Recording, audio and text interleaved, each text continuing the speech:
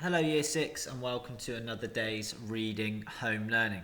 Today we're going to finish chapter 2 and then I'm going to place up on this video some comprehension questions you're going to have to answer. So at the end you're going to want to pause the video and then read the questions off this link. I'll also post the questions in the activity description, so if you want to find them there you can. For now we're going to read on and finish chapter 2.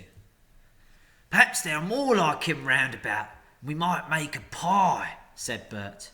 "Here you, are there any more of your sort of sneaking in these here woods, you nasty little rabbit?" said he, looking at the hobbit's furry feet, and he picked him up by the toes and shook him. Yes, lots," said Bilbo, before he remembered not to give his friends away. "No, none at all, not one," he said immediately afterwards.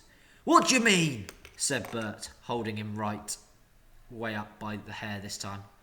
"What I say," said Bilbo, gasping. "And please don't cook me, kind sirs. I'm a good cook myself, and cook better than I cook, if you see what I mean. I'll cook beautifully for you, and be a perfectly beautiful breakfast for you, if only you wouldn't have me for supper." "Poor little blighter," said William. He had already had as much supper as he could hold. Also, he had lots of beer. "Poor little blighter, let him go." "Not till he says what he means by lots and none at all," said Bert. "I don't want to have my throat cut in my sleep." "Hold his toes in the fire till he talks." "I won't have it," said William. "I caught him anyway." "You're a fat fool, William," said Bert, "as I've said aloud this evening, and you're alert." "And I won't take this from you, Bill Huggins," says Bert, and put his fist in William's eye. Then there was a gorgeous row. Bilbo had just enough wits left, when Bert dropped him on the ground, to scramble out of the way to their feet before they were fighting like dogs and calling one another all sorts of perfectly true and applicable names in very loud voices. Soon they were locked in one another's arms and rolling nearly into the fire, kicking and thumping, while Tom whacked at them both with a branch to bring them to their senses, and that of course only made them madder than ever. That would have been the time for Bilbo to have left, but his poor little feet had been very squashed in Bert's big paw, and he had no breath in his body, and his head was going round, so there he lay for a while panting, just outside the circle of firelight. Right up in the middle of the fight came Balin. The dwarves had heard noise from a distance, and after waiting for some time for Bilbo to come back, or to hoot like an owl, they started off one by one to creep towards the light as quietly as they could. No sooner did Tom see Balin come into the light than he gave him an awful howl. Trolls simply detest the very sight of dwarves, uncooked. Bert and Bill stopped fighting immediately, and "Sack Tom quick," they said. Before Balin, who was wondering where in all this commotion Bilbo was, knew what was happening, a sack was over his head and he was down. "There's more to come yet," said Tom, "or I'm mighty mistook. Lots of none at all it is," said he. "No borough hobbits, but lots of these here dwarves, that's about the shape of it." "I reckon you're right," said Bert, "and we'd best get out the light." And so they did. With sacks in their hands that they used to carry off mutton and other plunder, they waited in the shadows.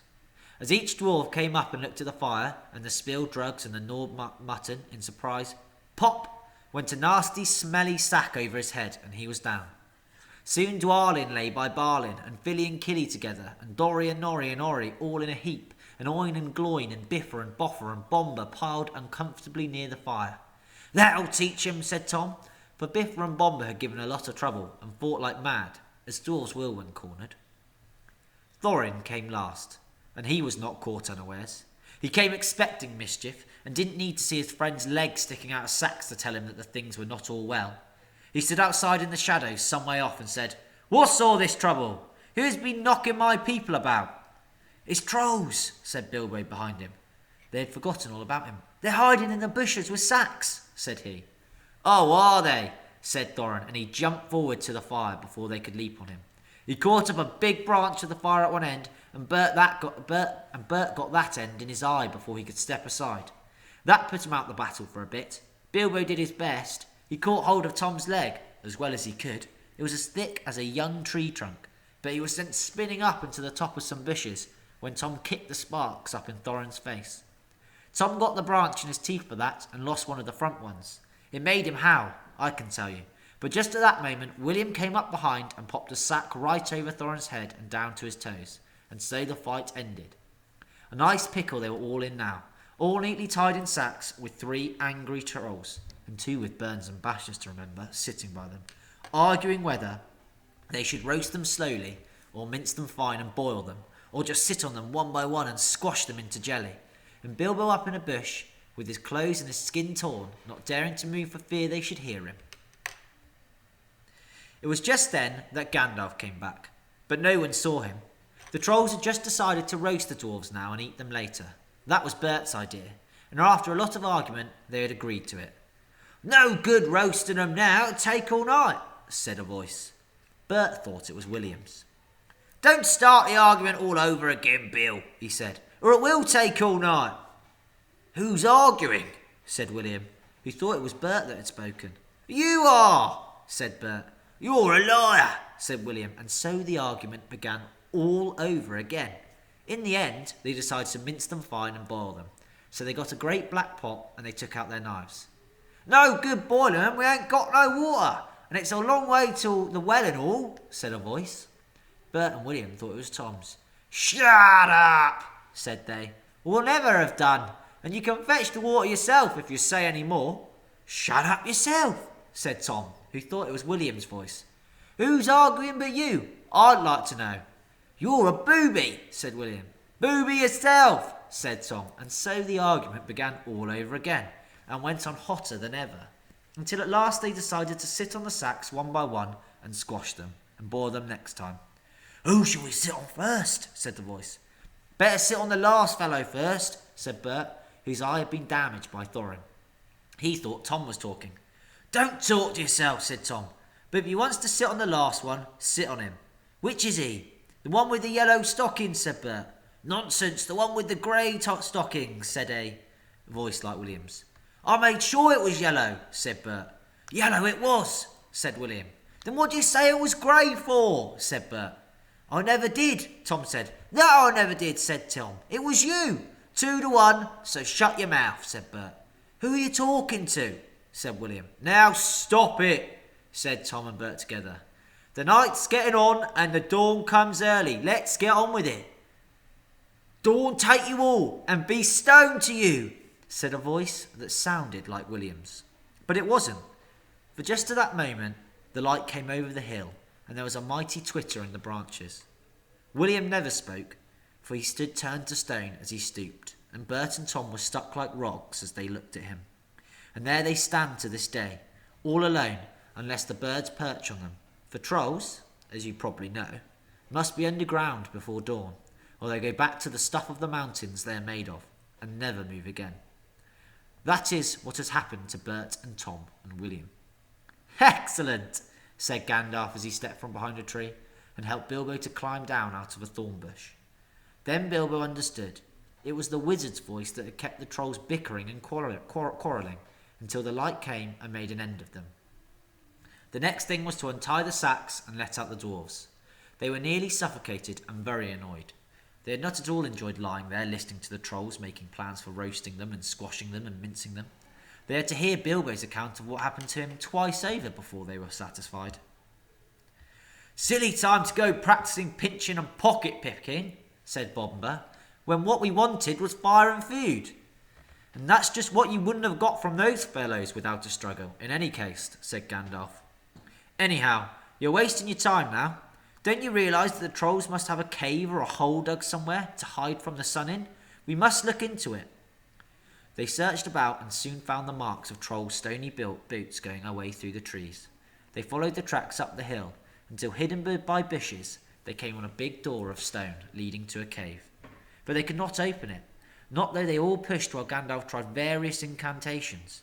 "Would this be any good?" asked Bilbo, when they were getting tired and angry. "I found it on the ground where the trolls had their fight." He held out a largest key, though no doubt William had thought it very small and secret. It must have fallen out of his pocket, very luckily, before he had turned to stone. "Why on earth didn't you mention it before?" they cried. Gandalf grabbed it and fitted it into the keyhole.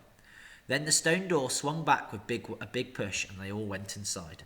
There were bones on the floor and a nasty smell was in the air, but there was a good deal of food jumbled carelessly on shelves and on the ground, among an untidy litter of plunder and all sorts of brass buttons to pots full of gold coins standing in a corner. There were lots of clothes, too, hanging on the walls, too small for trolls. I'm afraid they belonged to victims, and among them there were several swords of various makes, shapes, and sizes.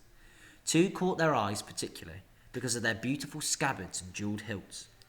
Gandalf and Thorin each took one of these, and Bilbo took a knife in a leather sheath. It would have made only a tiny pocket knife for a troll, but it was as good as a short sword for the hobbit. These look like good blades, said the wizard, half drawing them and looking at them curiously. They were not made by any troll, nor by any smith among men in these parts and days. But when we can read the runes on them, we shall know more about them. Let's get out of this horrible smell, said Philly. So they carried out the pots of coins and such food that was untouched and looked fit to eat, also a barrel of ale, which was still full. By the time they felt like breakfast, and being very hungry, they did not turn their noses up what they got from the troll's larder. Their own provisions were very scanty. Now they had bread and cheese, and plenty of ale and bacon to toast in the embers. After that they slept, for their night had been disturbed, and they did nothing more till the afternoon. Then they brought up their ponies and carried away the pots of gold, and buried them very secretly not far from the track by the river, putting a great many spells over them, just in case they ever had the chance to come back and recover them. When that was done, they all mounted once more, and jogged along the path towards the east. "Where did you go to, if I may ask?" said Thorin to Gandalf as they rode along. "To look ahead," said he. "And what brought you back in the nick of time?" "Looking behind," said he. "Exactly," said Thorin. "But could you be more plain?" "I went on to spy out our road. It will soon become dangerous and difficult. Also, I was anxious about replenishing our small stock of provisions. I had not gone very far, however, when I met a couple of friends of mine from Rivendell." "Why is that?" asked Bilbo. "Don't interrupt," said Gandalf. "You'll get there in a few days now, if we're lucky, and find out all about it. As I was saying, I met two of Elrond's people. They were hurrying along for fear of the trolls. It was they who told me that 3 of them had come down from the mountains and settled in the woods not far from the road. They had frightened everyone away from the district, and they waylaid strangers. I immediately had a feeling that I was wanted back. Looking behind, I saw a fire in the distance and made for it. So now you know. Please be more careful next time, or we shall never get anywhere." "Thank you," said Thorin. Okay, that's the end of chapter 2, and we're going to start chapter 3 maybe on Friday or the end of this week. Now I'm going to get up some comprehension questions. And these comprehension questions are going to be what you need to answer for today's learning. So you have 6 comprehension questions overall. A few of them are going to be, you're going to have to find the answers in the text we've just read. So you're going to have to remember how Bilbo knew that there were 3 trolls, or they were trolls. How did Gandalf rescue Bilbo and the dwarves? And a couple of the questions at the end, you're going to have to probably write more than a sentence for your answer. Because you're going to have to, for example, for question 5, it says give reasons. So you're going to have to give reasons for your answer. And then this one says explain your answer. So you're probably going to need to use evidence from the text. So you're going to have to use P, aren't you? You're going to have to make a point and use evidence from the text to explain your answer.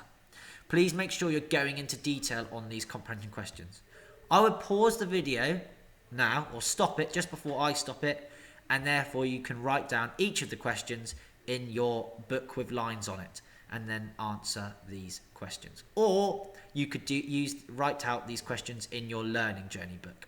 So pause the video now, write out the questions in your learning journey book, and start answering them. Can't wait to see your work, and make sure to upload it to Dojo.